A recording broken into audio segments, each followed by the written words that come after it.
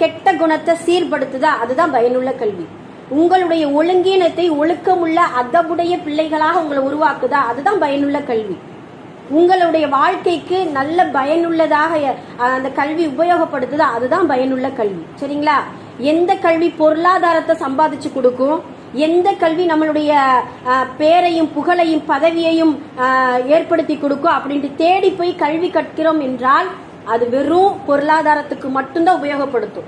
அது வெறும் நம்மளுடைய புகழுக்கும் பேருக்கும் மட்டும்தான் அது பயன்படும். ஆனா நம்மளுடைய குணத்தையோ நம்மளுடைய வாழ்க்கையையோ நம்மளுடைய ஒழுக்கத்தையோ அது மாற்றாது. சரிங்களா? அதனால நீங்க 2 கல்வியையுமே கற்றுக்கொள்வது உங்கள் மீது அவசிய கட்டாய கடமை ஆயிருச்சு.